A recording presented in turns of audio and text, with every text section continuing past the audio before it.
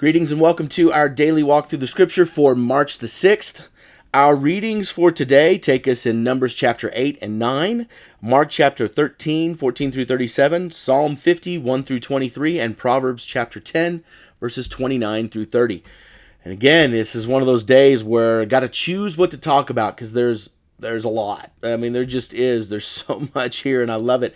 But Mark chapter 13, I think, really kind of we gotta talk about them because there's a lot of stuff where you're gonna look at it and go, what the heck does this mean? I don't understand. Like, for example, I love this is one of those phrases. This is the abomination that causes desolation.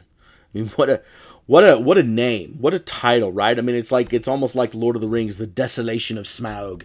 But this is one of those things where people go, who is the abomination that causes desolation? Who is this person? Well, that's a great question, and we don't really know for sure. There's really a kind of couple of speculations as to who this is, and it kind of depends on theologically where you stand on some stuff. This is a reference, by the way, from Daniel chapter 9. Okay, so as you read this, I highly encourage you to go over to Daniel chapter 9 and read it, and read some of the accountings. You'll also see you actually need to read verses 9 through, and you need to read some of chapter 11 and chapter 12, because those are the references that come, and these come as a result of visions that Daniel have, okay? And in these visions, he sees kind of the end of days, if you will, the last days, the days of, well, when the Messiah is going to come back, okay? And so Jesus is giving these end instructions. This is very similar to the Olivet discourse that we talked about in Matthew, okay? And this is kind of that same time period that we think, and Jesus is doing this, okay? And he talks about the different signs that you're going to see to let you know when the end of the world is, okay? These are big signs, and you're going to look at these things, and you're going to go, yep, mm-hmm. You're going to start checking boxes, yep, mm-hmm, uh-huh, yep, mm-hmm, uh-huh, yep, mm-hmm. You're going to go, okay, hey, this is coming.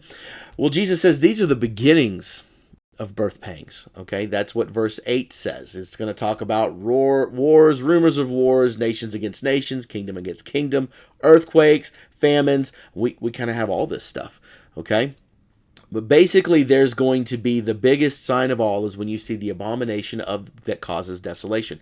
Now, is this the Antichrist? It absolutely could be. If you are someone that theologically falls in that premillennial rapture type idea, dispensational, you're going to look at this and you're going to go, yeah, this is the Antichrist. Still, others are going to actually look at it and they're going to see, if you're more amillennial and you're more of the signs and wonders and more of the analogy type stuff, you're going to look at this and you're going to say, well, this is something that already happened with the fall of the temple and the sacking of Jerusalem that's going to happen in about 30 years from when Jesus is talking about this. And it's going to be the Roman general walking in and basically desecrating.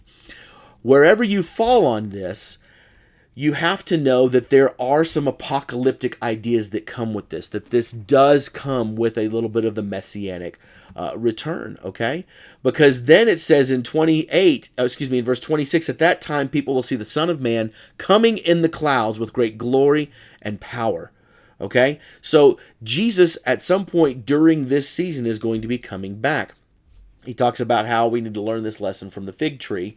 When we know, and we have it now here in West Texas. I mean, you see the cherry tree starting to blossom, and you know that means that spring is coming.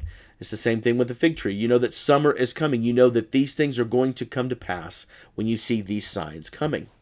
But here's the important part that I want to leave you with, okay? In verse 32, we talked about this before, but it's worth talking about again. But about that day or hour, no one knows, not even the angels in heaven, nor the Son, but only the Father. And we talked about this in the extent of Jesus and his fully human form versus his fully God form.